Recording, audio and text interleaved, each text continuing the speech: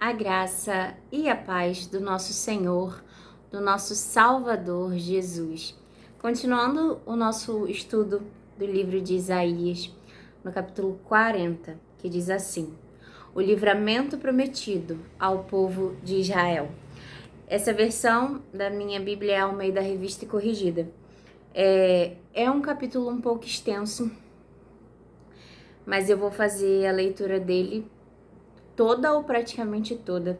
Se você puder, acompanhe na sua casa, que é como se fosse uma Bíblia falada, né, do capítulo. E conforme a orientação que o Espírito Santo de Deus me direcionar, eu vou estar trazendo apontamentos aqui sobre essa palavra que o Senhor ministrou ao meu coração hoje sobre essa palavra. Hoje não foi um dia muito fácil para mim, e eu já vou começar a leitura.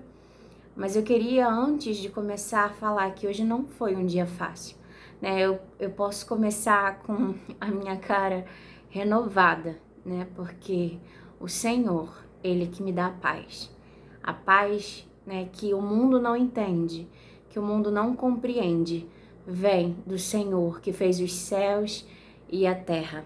Hoje eu amanheci, eu tive um pesadelo. E no pesadelo o Senhor estava me mostrando que eu precisava interceder, orar, porque o inimigo tentaria criaria ciladas. Então eu dobrei os meus joelhos, o Senhor nos alerta por meio de sonhos. Eu dobrei os meus joelhos e orei e clamei ao Senhor e pedi por socorro. Ainda não havia acontecido nada, mas antes que aconteça, o Senhor, Ele já sabe, e no espiritual, né, o Senhor, Ele vê que o inimigo arma ciladas pra gente. E tudo é conforme a permissão e livramento do Senhor. Não acontece nada nessa vida sem o livramento ou a permissão dEle, porque o controle tá na mão de Deus. Então o Senhor me alerta que o inimigo estava tentando contra a mim. Eu oro, peço ao Senhor por socorro, por ajuda, falo que Ele é o meu refúgio, porque Ele é o meu refúgio. E quando chega ao entardecer, foi algo que não dá para explicar, ninguém entende muito bem, mas em menos de um minuto, em torno de... foram segundos, vamos dizer que foram quase 2, desde armar a ventania até o final. Mas houve uma ventania muito forte, em que o meu telhado ele foi literalmente jogado para cima. O meu telhado de telhas, ele saiu com madeira que era chumbada, a telha era chumbada na madeira, saiu, levantou tudo, levantou coluna de tijolos, né? E foi tudo arremessado no ar como se fosse papel. A minha casa estremeceu. Eu não sabia para onde ir, eu só falava com o Senhor no pensamento, pedindo por socorro. E foi tudo muito rápido, foram segundos, como eu falei. E eu tô no terceiro trimestre da gestação, e quando a gente passa por um susto muito grande, né? A nossa pressão naturalmente eleva e pode dar risco para a nossa gestação, pode antecipar o parto, por eu já estar no terceiro trimestre. Mas o Senhor me livrou. A minha pressão subiu, mas o Senhor me livrou. Por quê? Porque não elevou totalmente, porque o Senhor guardou a minha vida, do bebê, da minha filha, da minha mãe, do meu pai, dos meus vizinhos. O Senhor guardou. O Senhor guardou a nossa vida. E eu chorando, pensando no prejuízo, ao mesmo tempo que eu pensei no prejuízo, eu pensei, glória a Deus. Glória a Deus. E esse pensamento tomou a minha mente. Eu preciso agradecer. Eu preciso agradecer porque eu tô viva, porque a minha família está viva, porque estamos todos bem. Se esse vento e as estacas de madeira e a telha atingisse alguém, seria fatal. Mas o Senhor nos livrou. Glórias ao Senhor. O Senhor é bom. O Senhor me deu um livramento hoje. E eu amanheci com louvor e eu quero compartilhar com você aqui hoje. Que às vezes você também pode estar passando por lutas na tua vida. Mas eu quero que você saiba que Deus te ama. Que as lutas não significa que o Senhor não te ama. E eu amanheci com esse louvor na minha mente. Eu vou cantar só um trechinho, que é assim: eu tenho um Deus que não vai deixar essa luta me matar, o desespero me tomar. Por mais pressão que seja a situação, o controle ainda está na palma de suas mãos. O controle está na palma das mãos do Senhor. Às vezes pode ter um decreto contra a tua vida, contra a minha vida, mas se clamarmos ao Senhor pela misericórdia, pelo amor e pedirmos em nome de Jesus que Ele nos guarde, Ele nos guarda. Pode estar, mas essa luta não vai nos matar, porque nós temos um Deus que é maior e está do nosso lado. E hoje, esse capítulo de Isaías fala da grandeza do nosso Deus.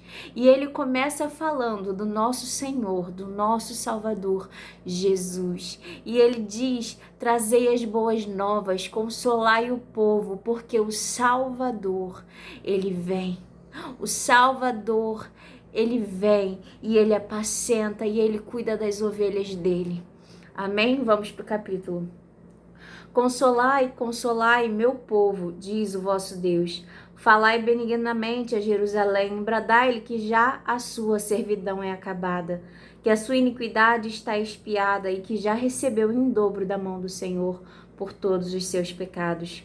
Vós do que clama no deserto, preparai o caminho do Senhor, endireitai no ermo vereda a nosso Deus. Todo vale será exaltado, e todo monte e todo outeiro serão abatidos, e o que está torcido se endireitará, e o que é áspero se aplainará, e a glória do Senhor se manifestará a toda a carne. Juntamente verá que foi a boca do Senhor quem disse isso. Esses versículos do 1 ao 5 dizem: consolai o povo. Por quê? Porque não mais serão escravos. Nós não somos mais escravos do pecado e da morte. Nós pertencemos ao nosso Deus e o Senhor diz: acabou a servidão. Por quê? E ele diz: voz do que clama no deserto. A voz do que clama no deserto aponta para João Batista, que clamava no deserto e falava: eu estou abrindo o caminho para aquele que vem após mim, porque ele é mais importante, Jesus Cristo, aquele que nos dá a vida, aquele que entregou a própria vida para nos dar a vida. E aqui está dizendo: anunciai as boas novas, porque o noivo, ele virá. Endireitai o caminho para que o noivo passe, para que o nosso Senhor passe. No verso 6 diz assim: voz que diz, clama, e alguém disse: que hei de clamar? O que hei de clamar? Qual mensagem irei anunciar? Toda a carne é erva e toda a sua beleza como as flores são campo.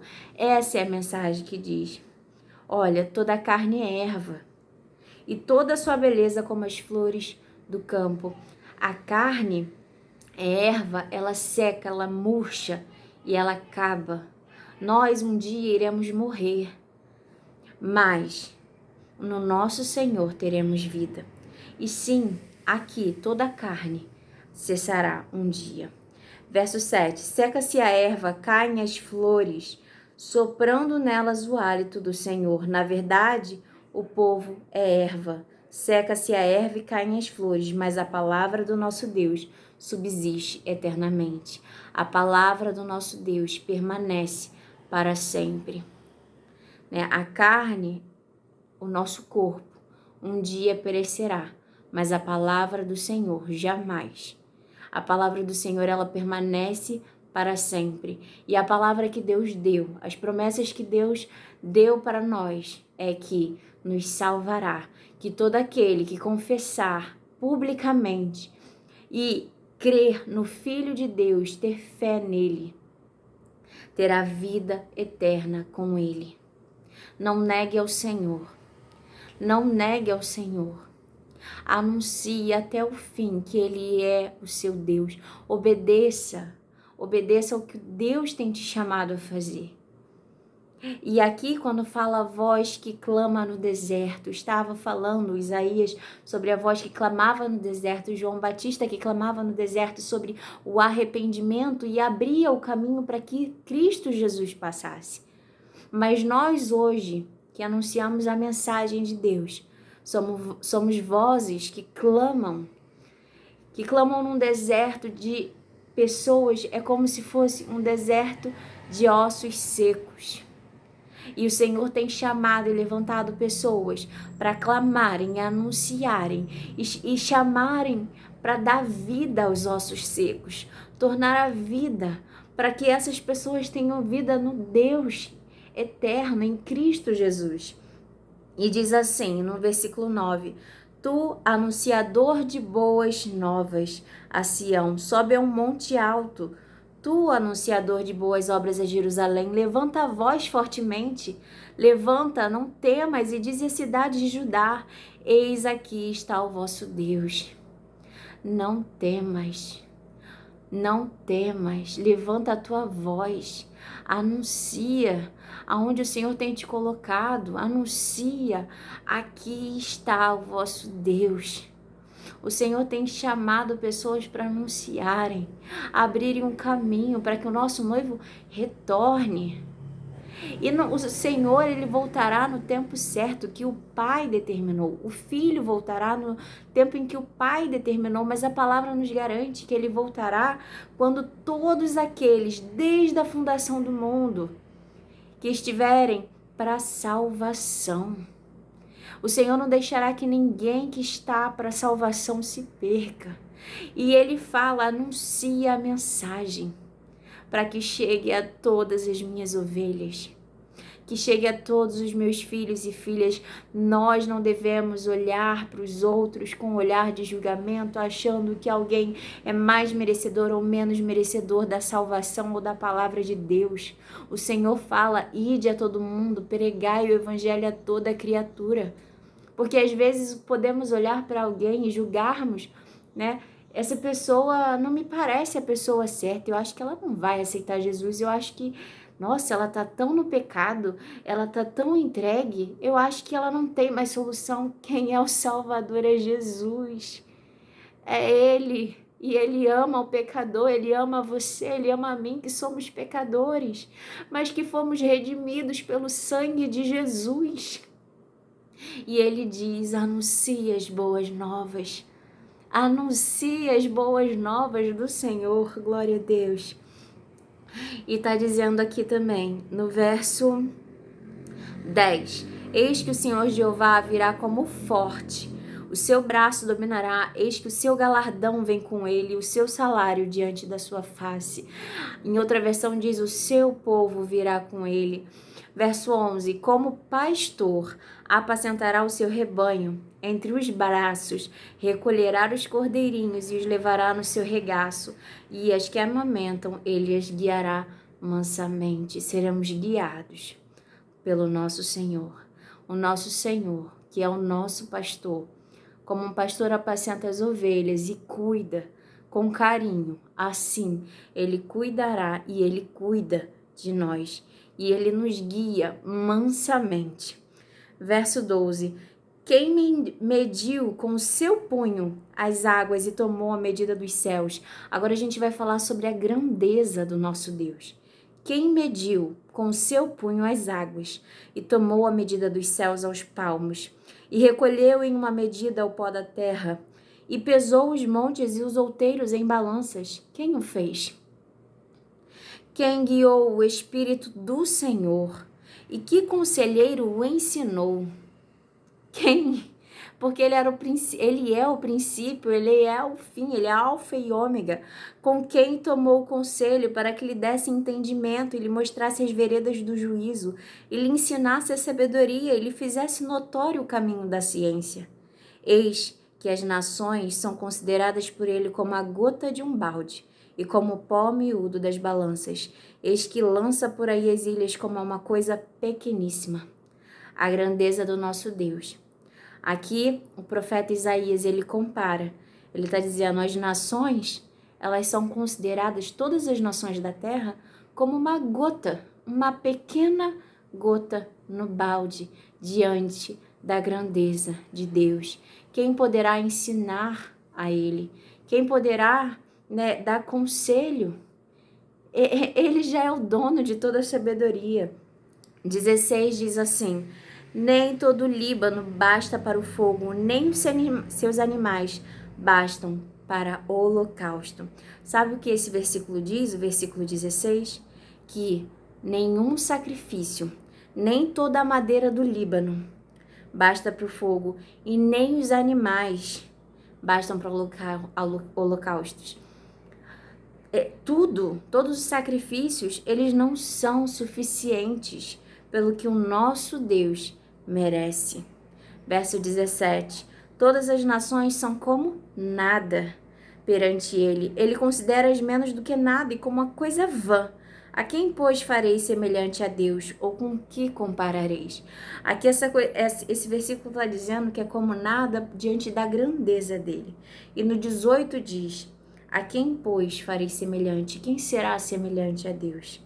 Com que comparareis? Não há o que comparar com Deus.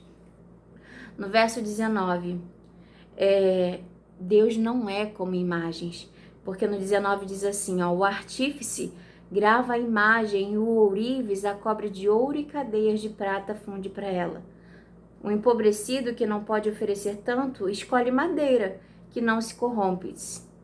Artífice sábio busca para gravar uma imagem que se não pode mover. As pessoas tentam criar imagens para adorá-las, mas o nosso Deus, ele não é como imagens, ele não está preso em uma imagem. O nosso Deus, ele é grande. O nosso Deus, ele é maior do que o mundo. O trono dele está sobre a terra.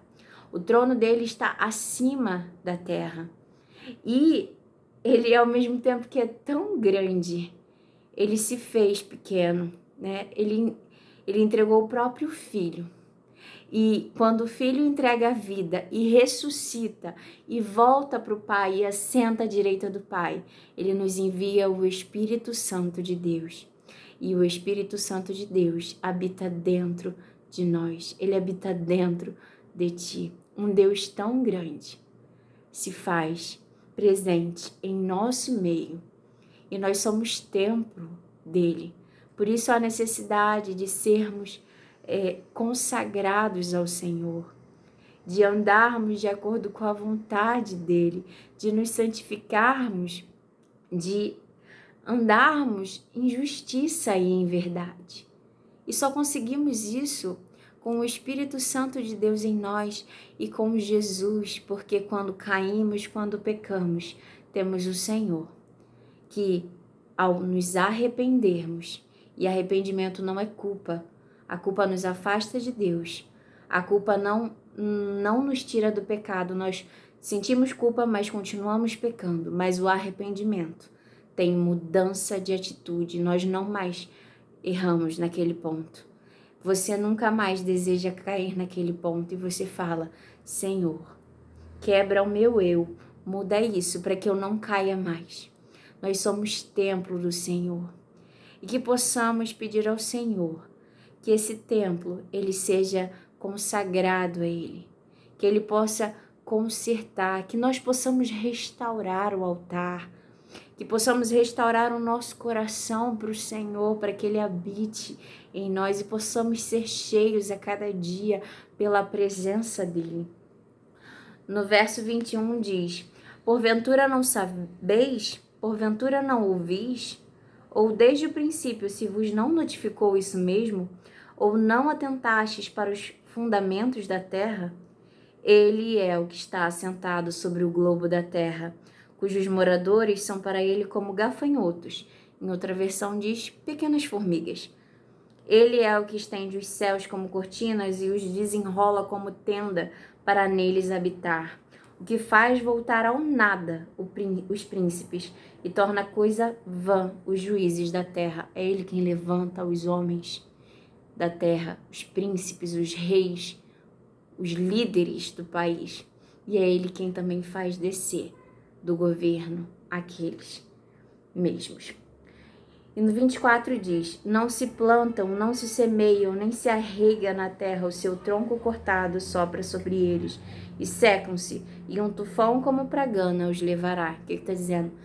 É ele que levanta e é ele quem faz descer. É ele quem coloca em posição de destaque, de governo, e é ele quem tira. A quem, pois, me farei semelhante para que lhe seja semelhante, diz o Santo. Levantai ao alto os olhos e vede quem criou estas coisas, as estrelas. Quem a todos chama pelo seu nome, o Senhor chama e conhece cada estrela pelo seu nome. Por causa da grandeza das suas forças e pela fortaleza do seu poder, nenhuma faltará. 27. Porque, pois, dizes, ó Jacó, e tu falas, ó Israel, o meu caminho está encoberto ao Senhor, e o meu juízo passa de largo pelo meu Deus. E aqui está dizendo, por que se queixas? Por que se queixas, Jacó? Por que se queixas, Israel? Por que se queixas? Por que você que está ouvindo essa mensagem, de repente está se queixando? No verso 28, que é a seguinte, diz assim: não sabes, não ouvistes, que o eterno Deus, o Senhor, o Criador dos confins da terra, nem se cansa, nem se fadiga? Por que se queixas? Por acaso se esqueceu que o nosso Deus, Criador de todas as coisas, em que todo o governo está na mão dele, ele não se cansa, ele não se fadiga? E, continuando, não há esquadrinhação do seu entendimento, não há medida para comparar, para saber a sabedoria do nosso Deus, a sua sabedoria sem medida. 29. Dá vigor ao cansado e multiplica as forças ao que não tem nenhum vigor. Você pode estar cansado, sem nenhum vigor, mas o Senhor, Ele está dizendo: olha, eu dou forças a você. Eu multiplico o seu vigor. Hoje eu chorei. Hoje eu, por um momento, me preocupei. Mas em seguida, o Senhor me deu vigor. Porque Ele me disse, eu te amo. E Ele te diz, eu te amo. Eu te dou forças. Sadraque, Mesaque e Abednego, quando eles não se curvaram perante a estátua, eles falaram: Deus é Deus. Se Deus quiser nos livrar, nos livrará da fornalha, mas se não quiser, Ele continuará sendo Deus. Porque é exatamente isso. Se o Senhor não nos livrar dos dias maus, se Ele não nos livrar, né, do dia que é mais difícil, que vem a tribulação, Ele não deixa de ser Deus, Ele continua sendo Deus. Mas essa mensagem vem com algo a mais. Por quê? Porque eles foram lançados sim na fornalha, mas não morreram. Não pegou fogo no cabelo, nem na pele, nem nada deles. E havia um quarto homem com eles, e ele era o Filho de Deus. O próprio rei que mandou lançá-los na fornalha falou: quem é aquele quarto homem que é semelhante ao Filho de Deus? O quarto homem, Jesus Cristo. Ele nos dá vigor, nos dá força, fortalece aquele que está fraco. E Ele me dá força e Ele te dá a força. O choro, ele pode durar uma noite ou uma tarde, mas a alegria vem em seguida, porque sabemos e confiamos no Deus a quem servimos. Amém? E esse capítulo fala sobre isso, Deus, a grandiosidade, quem Deus é. Ele é Deus e Ele diz: consolai o teu coração, consolai o coração dos povos, porque eu mandei salvação. E eu dou forças, vigor ao cansado e multiplico as forças ao que não tem nenhum vigor. Ele está dizendo: eu multiplico. Os jovens, 30, se cansarão e se fatigarão. Sim, os jovens certamente cairão, mas os que esperam no Senhor renovarão as suas forças e subirão com asas como águias. Correrão e não se cansarão, caminharão e não se fatigarão. Aqueles que esperam no Senhor. Espera no Senhor. Confia nele e ele renovará as suas forças. Saiba quem está contigo. Deus está contigo. Não tenha medo. Não tenha medo. Né?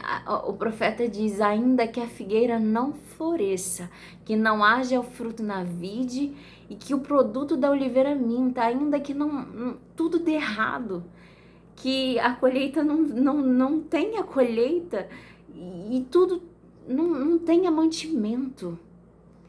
Todavia eu me alegrarei no Deus da minha salvação, no meu refúgio, no Deus criador dos céus e da terra. Se alegrar. A palavra do Senhor diz: bem-aventurados que são perseguidos por amor a mim. Bem-aventurados que sofrem, bem-aventurados os pobres, bem-aventurados, porque deles é o reino dos céus, porque eles, se eles tiverem a Deus, nós precisamos nos alegrar no sofrimento também. Não é fácil, eu entrei num momento de desespero, mas agora a paz, que o mundo não entende, como eu falei no início, entrou no meu coração. E eu creio que entrará no seu. E eu oro para que isso aconteça. Em falar em orar, eu vou orar por você. Amém? Senhor Deus e Pai, graças te dou por estar na tua presença, Senhor. Senhor, te damos graças por quem tu és. Engrandecido, louvado seja o Senhor. Senhor, que o Senhor renove as forças dessa pessoa que está ouvindo essa oração. Senhor, eu não sei o que ela tem passado, mas tu sabes. Tu conheces o deitar e o levantar. Tu conheces os pensamentos, Senhor. E que essa pessoa saiba que o Senhor a ama e que a tua paz seja com ela. Que a paz que o mundo não compreende e que ela chame a tua presença para perto dela, porque com Jesus nós temos vitória. O nosso Salvador, o nosso refúgio não é para a morte. Esse mal não é para a morte, mas para que o nome do Senhor seja glorificado, engrandecido, em nome de Jesus. Guarda, Senhor, o teu povo, guarda a tua igreja, guarda o teu servo, a tua serva que ouve essa oração, Deus. Eu te peço e te agradeço, em nome de Jesus. Amém. Amém. Até amanhã, se Deus quiser. Tchau.